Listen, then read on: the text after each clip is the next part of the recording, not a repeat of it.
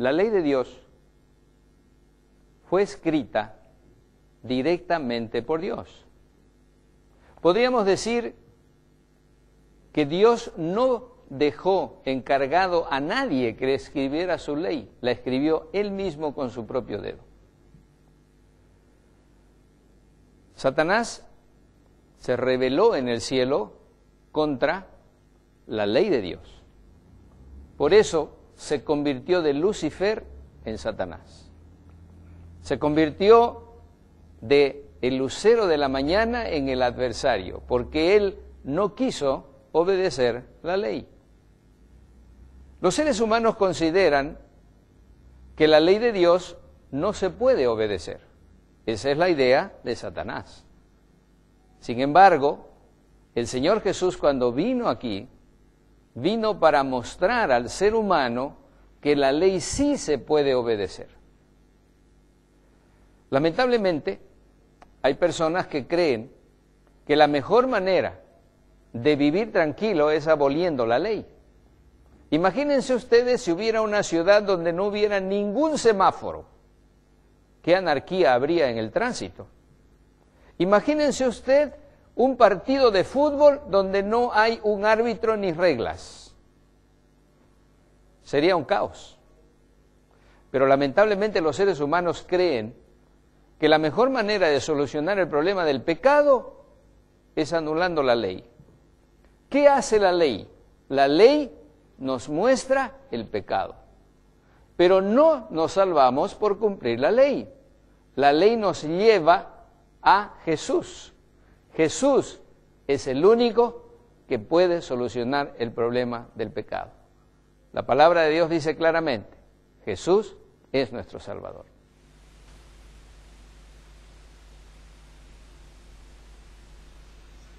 Entonces, el tabernáculo puesto en el medio del campamento de las personas representaba al ministerio de Jesucristo. Ahora, ¿no cree que es importante que entendamos el ministerio de Cristo, sí o no? Yo creo que sí. Jesús habitó entre nosotros, Juan 1:14. Entonces estudiamos este ministerio, porque si lo estudiamos, entonces podremos distinguir los engaños, muchos de los engaños que hay en este mundo. Muchas personas terminan su evangelio una vez de que hayan pasado por esta puerta. Allí están adentro. Ahora, adentro estoy cubierto por la justicia de Cristo, mi vida sigue como antes, nadie ha cambiado. No, no, no. Hay más en el ministerio. Solo ha visto el primer tabernáculo. Veamos a los muebles una vez más. Cuando entra, entonces había un altar de sacrificio y una fuente de metal, y luego entraba al primer aposento, y en el primer aposento a un lado había el candelabro, también un altar de incienso y una mesa del pan propiciatorio, y había un candelabro de 7 brazos. y en el candelabro de 7 brazos. Y en el otro aposento estaba el arca del pacto. Entonces, la corte de afuera representaba la tierra. El portón, la puerta, el velo representan las 3 dimensiones del ministerio de Cristo. 3 dimensiones, no solo una. Había 4 pilares para el velo, 4 cubiertas, 4 colores, 4 ingredientes en el pan propiciatorio. El número 4 es el número de la tierra, norte, sur, este, oeste. Toda la tierra se alcanza por esta redención. 48 tablas, 60 pilares, múltiples de 144,000. Las basas estaban hechas de plata, como dijimos, del dinero de la redención. Nadie puede poner otro fundamento que el que está puesto, el cual es Cristo Jesús. 1 Corintios 3:11. Él es el fundamento de cada pilar. 5 barras sosteniendo la estructura, 5 factores sosteniendo el cuerpo de la unidad del Espíritu. ¿Se acuerdan? Hay solo un cuerpo, un espíritu, un Señor, una fe, un bautismo y un Dios y un Padre de todos. 5 factores sosteniendo el santuario junto. Ahora vamos al sacrificio. El cordero se traía y el pecador se presentara frente al cordero. ¿Y qué tenía que hacer? Tenía que poner sus manos encima del cordero. Y entonces se mataba el cordero y la grasa era removida y quemada. La grasa es el símbolo del pecado y el quemar la grasa es el quitar el pecado, Levíticos 3:3 y Salmos 37:20. Así que la grasa que está en las partes interiores, cubriendo los órganos internos, se convierte en un símbolo de pecado, el cual es quemado en Cristo. Hermoso símbolo. Es el cordero que era atado a los cuernos del altar. Cristo es el cordero que es atado al sacrificio y se convierte en tu sacrificio. Entonces el cordero atado con una cuerda al altar, y tú tenías que sacrificar el cordero. Tú tenías que hacer tu parte en el servicio. Tú tenías que matar al cordero. El sumo sacerdote agarraba la sangre y en cierto sentido la sangre del cordero te limpia de tus pecados. Y el sumo sacerdote mismo era un símbolo de Cristo. Claro que en ese sistema el cordero y el sumo sacerdote son realmente uno. Pero claro, el cordero está muerto y después del proceso. Así que entonces el sumo sacerdote representa a Cristo, quien en un sentido es el Salvador resucitado. En Levíticos 4:27-31, si alguna persona peca involuntariamente, cometiendo falta en contra de algunos de los mandamientos de Dios, presentará como ofrenda una cabra y pondrá su mano sobre su cabeza de la ofrenda de expiación y degollará en el lugar del holocausto. Somos responsables de la muerte de Cristo. El sacerdote hará expiación sobre él. Cristo hace una expiación por nosotros. Y el sacerdote es un símbolo y será perdonado. Ese es el plan. Cómo deshacerse del pecado. Entonces pone su mano sobre el cordero. Leamos lo que dice la enciclopedia judía acerca de esto. Dice: el poner las manos en la cabeza de la víctima es un rito ordinario por el cual se hacen la sustitución y la transferencia de los pecados. En cada sacrificio hay una idea de sustitución. La víctima toma el lugar del ser humano pecador. Tengo una pregunta para ustedes. ¿El Evangelio fue predicado a ellos, sí o no? No se les predicó así como se nos predica a nosotros, se les predicó en símbolos. Si hubieran estudiado la ceremonia, hubieran visto el ministerio de Cristo en ella. Pero empezaron a usar la ceremonia como un ritual. Y cuando algo es ritualizado, entonces pierde el verdadero significado, la esencia. Entonces, el sumo sacerdote, el cordero, la sangre, todo indica a Jesucristo, quien es el Cordero de Dios que quita los pecados del mundo. Juan 1, versículo 29. Helo aquí, mírenlo. Ahí está la tipología. Es fascinante. Cuando Abraham tuvo que sacrificar a Isaac y tenía que hacerlo en el monte Moria, y el monte Moria es el mismo monte donde después el templo fue construido, y el templo representaba el santuario del desierto, el ministerio de Cristo. Cuando excavaron la cantera en el monte Moria, Salomón hizo una cantera en el monte Moria y sacaron bloques de piedra. Y esto creó una valle entre 2 colinas. Y una colina fue llamada Gólgota. Y es fascinante que el monte Moria era una colina y que Jesucristo murió en el monte Moría. Increíble. Él murió en la misma montaña, simbolizando la muerte del Cordero. Mis pequeños hijos, yo les escribo estas cosas para que ustedes no pequen, pero si alguien peca, nosotros tenemos un abogado con el Padre, Jesucristo, el justo. Entonces, Cristo ha muerto ahora, que ya murió, o ha resucitado y es un abogado para nosotros. Entonces, ¿la obra de Cristo se acabó en la cruz o todavía está haciendo algo? Él todavía está haciendo algo. Oh, sí, el precio por el pecado ha sido pagado completamente. Pero el trabajo de Cristo no se ha terminado. Si no, ya hubiera acabado la cruz. Cristo es el abogado. Todavía podemos encontrar salvación en Él. Mas Él fue herido por nuestras rebeliones, molido por nuestros pecados, por darnos paz, y cayó sobre Él el castigo, y por sus llagas fuimos nosotros curados. Isaías 53. Y si confesamos nuestros pecados, Él es fiel y justo para perdonar nuestros pecados. Así que debemos confesar, sí o no, absolutamente. Y Él puede limpiarnos de toda la maldad. ¿Sabía que hay predicadores que dicen que no hay nada más malvado que podamos hacer que hablar de la naturaleza pecadora del hombre? Tengo noticias para ustedes. Si no hablamos del pecado, entonces no necesitamos una solución. Podríamos seguir sin Cristo, ¿sí o no? Muy bien. Entonces, todos esos símbolos representan al sumo sacerdote. Ahora, aquí está la fuente de metal. La fuente de metal venía después del sacrificio.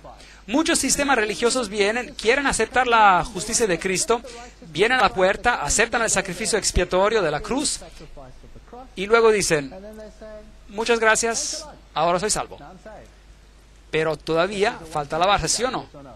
Lavarse representado por el renacimiento y cambio que debe ocurrir en el carácter. Algo tiene que pasar. Entonces la fuente de metal representa el lavamiento por agua. Allí está, y uno se lavaba en la fuente de metal. El sacerdote lo hacía como un símbolo. Pues el tabernáculo estaba dispuesto así. En la primera parte había el candelabro y la mesa y los panes de la propiciación. Y el sumo sacerdote entraba diariamente, no sin sangre. Ahora, esto es lo que pasaba. Imagínese esto. El pecador trae el cordero. El cordero está muerto, se mata, y sus entrañas están quemadas, y lo que queda del cordero es finalmente quemado afuera de la ciudad.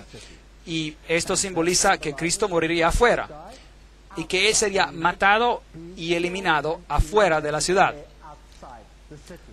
Luego, el sumo sacerdote cocinaría una pequeña porción ceremonial, y documentos nos dicen que era el tamaño de una arveja, y lo comería. Y simbólicamente, los pecados confesados sobre el cordero eran transferidos al sumo sacerdote. Y ahora él simbólicamente llevaba sus pecados como Cristo carga nuestros pecados. Ahora, el sumo sacerdote hacía el sacrificio por sí mismo, más todos los pecados confesados que él tomaba sobre sí mismo, y tomaba esa sangre y la llevaba al santuario diariamente y la ponía en los cuernos del altar. Así que en símbolo esos pecados eran removidos y puestos en el registro del santuario. Y mantenía la luz ardiendo. La luz representa a Jesucristo, la luz del mundo. Esta es una representación del arca de Tito, el emperador Tito, cuando él se llevó los muebles después de la destrucción de Jerusalén. Y se llevaron todas estas cosas. ¿Dónde están hoy? Pues uno se pregunta, no sabemos. Jesús dice en Juan 8, versículo 12, yo soy la luz del mundo, el que me sigue no andará en tinieblas, sino que tendrá la luz de la vida. El aceite que estaba en la lámpara es un símbolo del Espíritu Santo que difundiría la vida por medio del Espíritu Santo. El humo de incienso con las oraciones de los santos que subió de la mano del ángel a la presencia de Dios. Apocalipsis 4:8. Todo tenía que ver con Jesús. Entonces el sacerdote quemaba este incienso y esto representaba nuestras oraciones ascendiendo a Dios y siendo aceptadas por medio de Jesucristo. Y entonces había esta sangre transfiriendo el registro de los pecados al santuario. Yo soy el pan vivo que descendió del cielo. Si alguien come de este pan, vivirá para siempre. Y el pan que yo le daré es mi carne, la cual yo daré por la vida del mundo. Esa era la mesa del pan. pan sin levadura, sin pecado. Ahora, en otras palabras, si usted entraba, estaba cubierto por la justicia de Cristo, si aceptaba el sacrificio de Cristo, debía ser lavado y renacer. Y luego, ¿qué debía hacer? Ser partícipe de la luz por medio del Espíritu Santo. Jesús es la luz del mundo. Mi palabra, su palabra es que a mis pies, una lámpara a mis pies y una luz en mi camino. Y si usted no es partícipe del cuerpo de Cristo, si no hace a Cristo parte de usted no tiene parte en Él. Y usted tiene que hablar a Dios por medio de Cristo. Entonces Cristo se convierte en su amigo personal. Usted come, duerme, toma y camina con Él. A eso se le llama santificación. Y la Biblia dice que sin santificación no verá a Dios. Que no es suficiente de decir soy justificado, pero no quiero saber nada del resto. Usted tiene que aceptar todo el conjunto o nada. De eso se trata. Entonces la mesa del pan propiciatorio representa a Cristo para su pueblo. Hay 12 panes, 12 tribus de Israel, 12 apóstoles. Los números son significativos. Los ingredientes del incienso representan a toda la humanidad. Hebreos 9, versículo 3. Tras el segundo velo estaba la parte del tabernáculo llamada lugar santísimo. Ahora allí vamos al lugar santísimo. Ahora, hemos estado hablando bastante y quizás están humejando un poco ya la cabeza, así que muevan la cabeza un poco y despierten. ¿Están despiertos? Muy bien. Porque ahora vamos a hacer algo realmente interesante. Vamos a ver al segundo cuarto del santuario. Y me dicen que mi caballero está todo desarreglado, pero no importa. Bueno, vamos. El primer cuarto representa tu compromiso diario con Cristo, participando de la palabra, participando de la vida, viviendo una vida en Cristo. Pero también contiene el registro de todos nuestros pecados confesados. ¿Está claro para todos? Porque la sangre fue transferida a los cuernos del altar, ¿es cierto? Entonces contiene el registro de todos los pecados. Déjame decirte algunas buenas nuevas. Bendito eres tú si el registro de tus pecados es transferido y registrado en el santuario. Bendito eres tú. No son malas noticias, son buenas noticias, porque esos pecados que están registrados son personados allí. ¿Sabían esto? Son perdonados. Todos los pecados que han confesado sobre el Cordero y han sido transferidos al sumo sacerdote y que han sido registrados en los cielos son sus pecados confesados. Así que un día, cuando el registro del cielo está para ser purificado y limpiado del pecado, abrirán los libros y dirán, aquí está el registro de los pecados míos, de Walter Fight. Y leerán una lista tan larga que se extenderá seguro 50,000 veces alrededor del globo. Espero. Y el diablo vendrá, y él será el acusador de los hermanos, ¿sí o no? Y él dirá, yo sé que hice que este hombre hiciera esto. Y miramos a los registros y dicen, sí, aquí está. Y dice, perdonado. ¿Algo más? No, pero un momento, él hizo esto también. Miremos. Aquí está, sí. Y dice, perdonado. Y si él puede mencionar un pecado que no está en la lista, ustedes tienen problemas. Así que entregue su lista al santuario, confiese y renuncie. Y estará usted seguro. El juicio es una buena noticia si tus pecados son registrados en el santuario. Ahora, un día en el cielo, tengo buenas noticias para ustedes. La redención de Cristo es tan completa que ustedes estarán frente a Dios no solo como pecadores perdonados, sino como individuos que son como si nunca hubiesen pecado.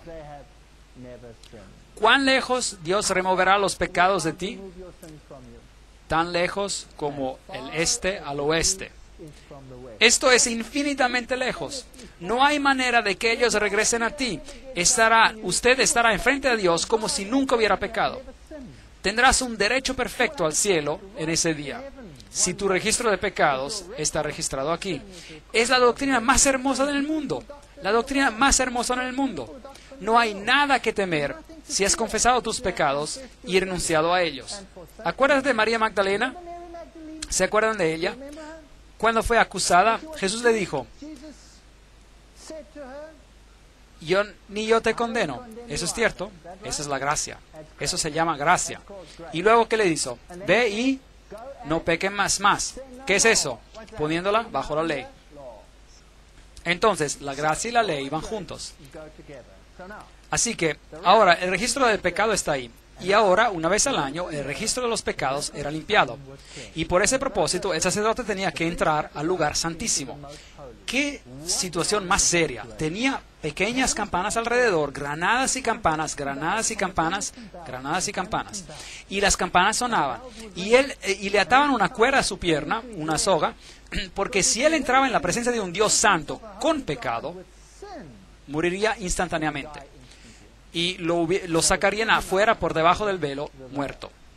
Es así de serio como era. Entonces era una situación muy seria. El sacerdote hacía una confesión completa de sus pecados personales y se aseguraba de que sus pecados fuesen todos expiados, y luego entraba a la presencia del Dios Santo.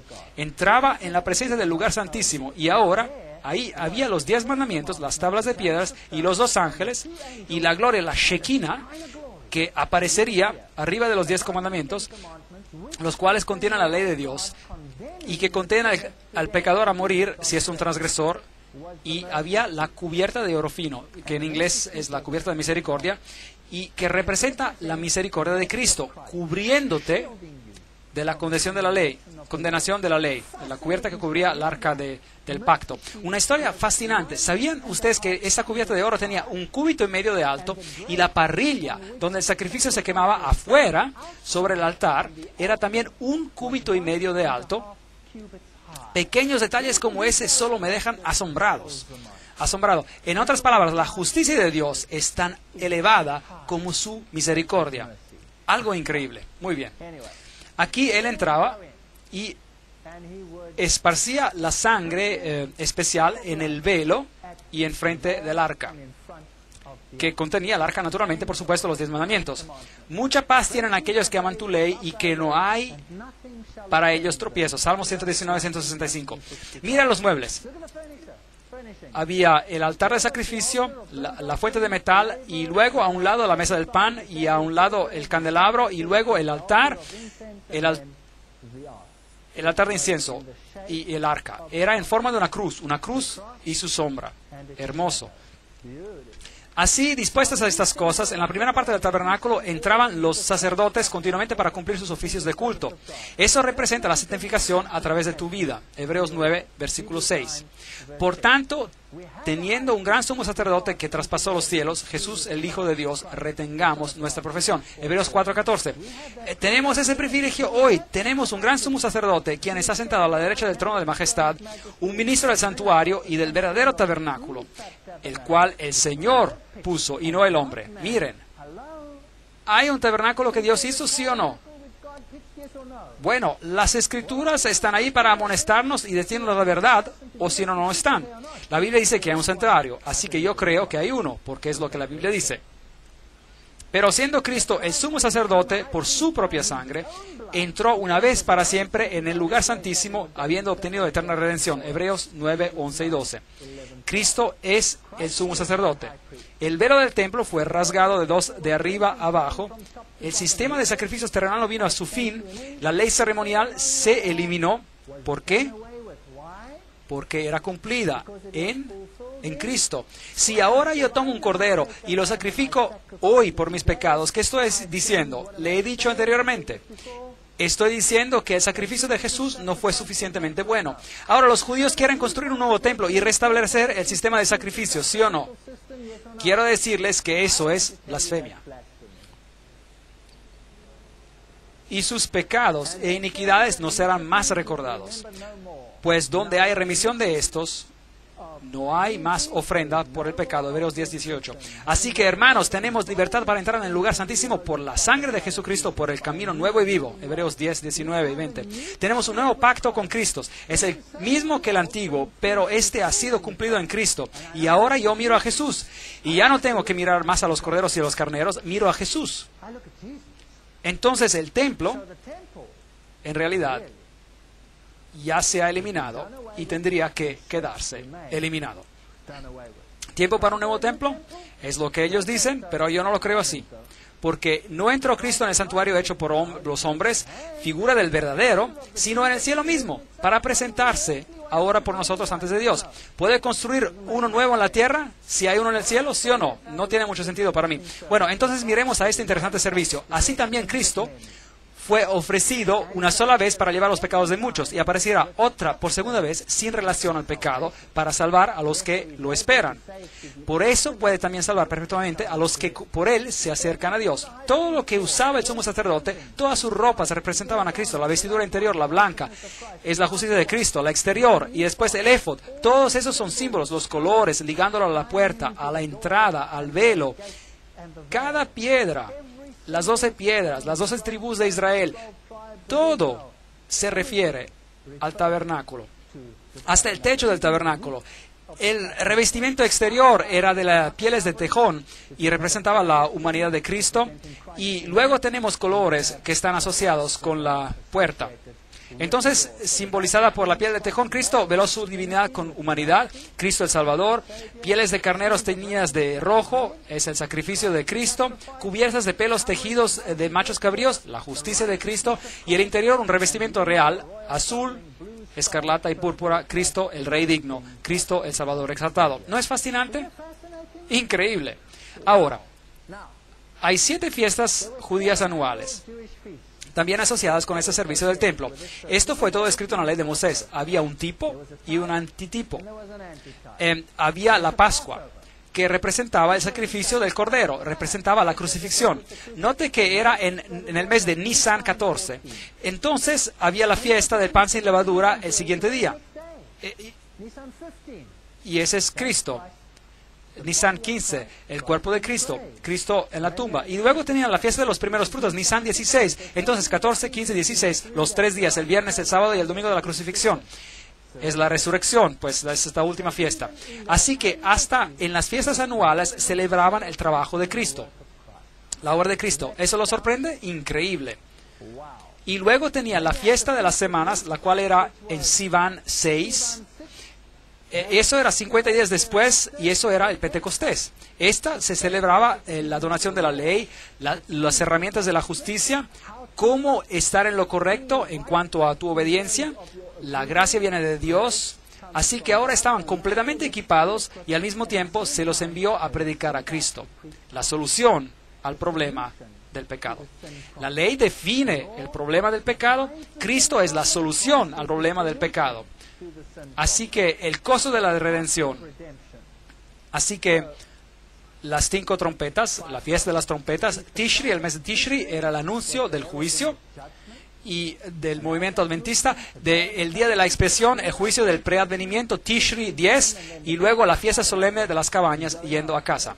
Ahora miremos a una de estas. El día de la expiación, la cosecha de la redención, seguiría a esta fiesta. Entonces, la purificación del santuario terrenal, esto es algo magnífico. El día de juicio es lo que representaba. Entonces sonaban las trompetas y traían 2 machos cabríos. Y uno era llamado el Cordero de Dios, el macho cabrío de Dios, y el otro se llamaba Azazel. Y era para soltarlo en el desierto. Pero Azazel significa el malvado, el Lucífero. Entonces ellos echaban la suerte y Azazel se llevaba al desierto y no era sacrificado. Él no moría, solo se lo llevaba al desierto, pero el macho cabrío de Dios era sacrificado.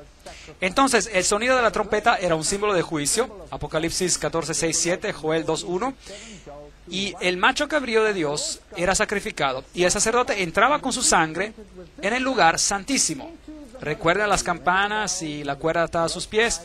Y en Hebreos se nos dice que en el segundo aposento, en el lugar santísimo, entraba el sumo sacerdote una vez al año, no sin sangre. Levíticos 16, 19. Él esparcirá sobre la sangre con su dedo 7 veces. Y así lo limpiará. Y así que esto limpiaba el santuario. Y lo santificará de las impurezas de los hijos de Israel. Acuérdense de que todos los registros del pecado estaban ahí. Y todos estos tenían ahora que ser limpiados del santuario. Así que purificará el santuario. Ese es el primer tabernáculo. Y a causa de las impurezas de los hijos de Israel, de sus rebeliones y de todos sus pecados, de la misma manera hará también con el tabernáculo de la reunión, que está entre ellos, en medio de sus impurezas. Entonces todo tenía que ser limpiado del registro del pecado. Increíble. Entonces el sumo sacerdote tomaba en esta ceremonia todos los pecados que habían sido confesados por el año entero sobre sí mismo, y él salía y ponía sus manos en el macho cabrío y que se iba al desierto a Azazel, y presionaba sus manos en él y transfería el registro del pecado. ¿Quién te hizo pecar? ¿Quién te hizo pecar? Satanás te hizo pecar.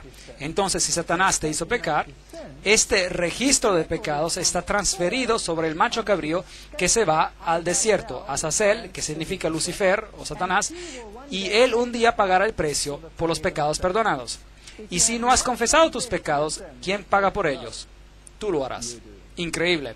Ahora, él no se convierte en el que lleva los pecados, que expía los pecados, porque la Biblia dice que sin el derramamiento de sangre no hay perdón de pecados. Así que a él se lo envía al desierto, porque en este día se hará expiación por vosotros y seréis limpios de todos vuestros pecados delante de Jehová. Levíticos 16:30. Entonces, en el día de juicio estarás frente a Dios con ¿cuántos pecados en ti? Ninguno. ¿No es asombroso? Es fenomenal. La purificación de Jesús es total. Estás de pie frente a Dios como si nunca hubieras pecado. Tu redención es completa. Venid luego, dice Jehová, y estemos a cuenta. Aunque vuestros pecados sean como la grana, como la nieve serán emblanquecidos. Aunque sean rojos como el carmesí, vendrán a ser como blanca lana. Si confesamos nuestros pecados, es muy importante, Él es fiel y justo para perdonar nuestros pecados y limpiarnos de ¿cuánta maldad? De toda maldad. Primero de Juan 1:9. Hay predicadores que predican lo opuesto de esto, quienes nos dicen que no hay cosas más dañinas que se pueda hacer de que predicar sobre la condición pecadora del hombre sin remedios. Tenemos que reconocer y confesar nuestros pecados si queremos compartir de la salvación. Entonces era un tiempo de una confesión final, un tiempo de purificación, un tiempo de juicio, y aquellos que no participaban eran cortados, eliminados de entre el pueblo. Ese es el mensaje del santuario, la purificación del santuario. Y él dijo, hasta 2300 tardes y mañanas, y luego el santuario será purificado. Daniel 8:14. Vendrá un tiempo cuando Cristo entrará al segundo aposento y empezará la purificación del santuario. Y trataremos de estos 2300 años de profecía en otra conferencia. En 2300 días, entonces el santuario será purificado. Entonces este juicio tomará lugar, dice la Biblia. Estuve mirando hasta que fueron puestos unos tronos y se sentó un anciano de días. El juez se sentó y los libros fueron abiertos. Daniel 7, 9 y 10. Venía como uno como un hijo del hombre, vino hasta el anciano de días y lo hicieron acercarse delante de él. Por cuanto él ha establecido un día en cuanto él juzgará al mundo justicia. Hechos 17:31. Será mejor que tome nota del juicio porque está viniendo. 2 Corintios 5:10. Porque es necesario que, ¿quiénes? Que todos nosotros aparezcamos delante del tribunal de Cristo, para que cada uno que reciba según lo que hubiere hecho por medio del cuerpo, sea bueno o malo. Entonces, ¿dónde le gustaría que sus pecados estén? ¿Sobre su cabeza o registrados en el santuario en el cielo? Mejor, registrados en el santuario. El Señor juzgará a su pueblo. Hay una lista. Y si esta lista está bien larga, muy larga, entonces bien para ti. Pero si esta lista está demasiado corta, podrías estar en problemas. Así que examínense a sí mismos si están en el Señor. Vengo pronto, y mi galardón está conmigo para recompensar a cada uno según su obra. Apocalipsis 22:12. La venida del Señor revelará estas cosas. Yo creo que no tenemos nada que temer. Los 2300 días tienen un tiempo específico. Empieza al 457 antes de Cristo, y si tiene 2300 años viene al año 1844. Es un tiempo muy interesante, es el tiempo cuando el Manifiesto Comunista fue escrito, fue el tiempo cuando salió la teoría de la evolución del mundo, precisamente en el 1844. Fue un tiempo cuando hubo un gran choque entre lo que es el Mesías verdadero y lo que no es el Mesías, la filosofía del mundo sobre la creación del mundo. Tiempo maravilloso, temed a Dios y dadle gloria, porque la hora de su juicio ha llegado. ¿Cuál será el estándar del juicio? Preguntemos a la Biblia.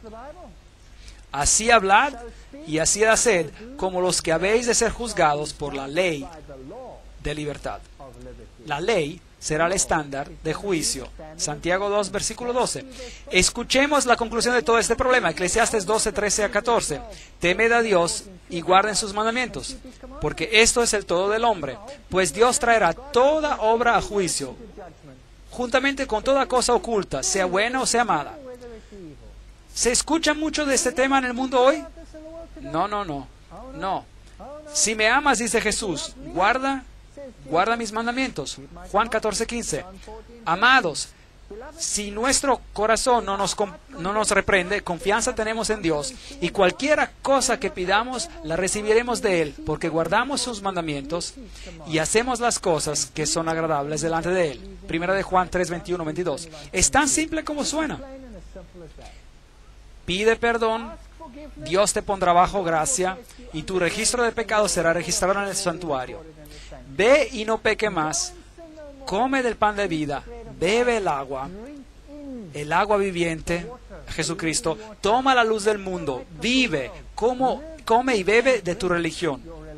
No hay nada bueno en tener una religión a medias. Y luego, cuando Cristo vuelva, serás limpiado de todas tus injusticias.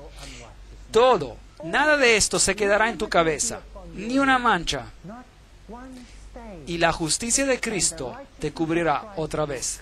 Si confesamos nuestros pecados, Él es fiel y justo para perdonar nuestros pecados y de limpiarnos de toda iniquidad.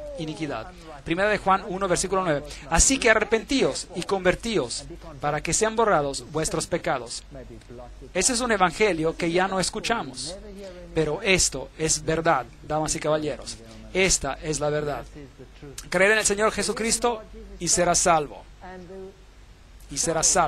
Pero tener una fe sin obras, sin hacer algo, es inútil. Y el que sea injusto todavía. Y el que es inmundo, sea inmundo todavía. Y el que es justo, practique la justicia todavía. Y el que es santo, santifíquese todavía. Apocalipsis 22:11. Muy pronto este decreto saldrá y el tiempo de prueba terminará. Y si estás en el lado de los inmundos, será muy tarde. Quedarás inmundo. Si estás en el lado de los justos, bien. El Señor vendrá muy pronto. El Señor no retarda su promesa, según algunos la tienen por tardanza, sino que es paciente para con nosotros, no queriendo que ninguno perezca, sino que todos procedan al arrepentimiento. A veces me pregunto, cuando veo al mundo, Señor, ¿por qué todavía no has venido? Algunas personas dicen que el Señor va a tener que disculparse con Sodoma y Gomorra si no viene pronto, porque las cosas están mal. Pero conozco el carácter de mi Dios, y Él es paciente. Y aquí está la paciencia de los santos, los que guardan los mandamientos y la fe de Jesús. Jesús viene pronto, amigos. Él viene pronto en las nubes de los cielos. Y es mi oración, mi deseo, que cada uno de nosotros tenga el entendimiento correcto de qué significa servirlo. No significa solo servirle y cantar simplemente aleluyas. Significa aceptarlo como mi Salvador personal y mi Rey. Y un Rey es una persona que tiene que ser obedecida. No porque Él quiere señorear sobre mí, no. El Señor Jesús demostró que Él vino para lavar mis pies, ¿verdad? Él no vino a señorear sobre nosotros, pero nos pide obediencia porque es bueno para nosotros, porque es lo correcto para nosotros. Él dice, escribiré mis leyes en tu corazón. Ese es el nuevo pacto. Y cuando la ley esté en el corazón, querrás hacer lo que es correcto. Querrás hacer lo que es correcto. Les aseguro que sus relaciones mejorarán, el amor por uno al otro mejorará y toda su manera de pensar mejorará. Si volvemos a obedecer, regresamos a una relación de obediencia con Jesús, con Dios.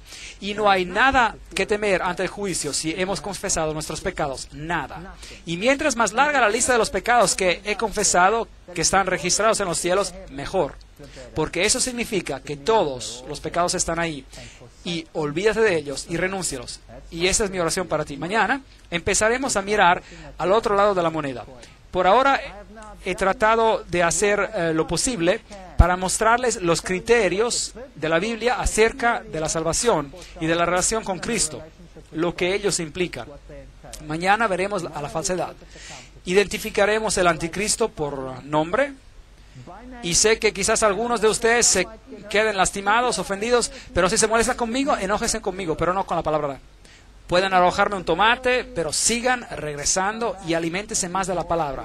Y a ver si podemos ver todo esto juntos. Gracias por venir.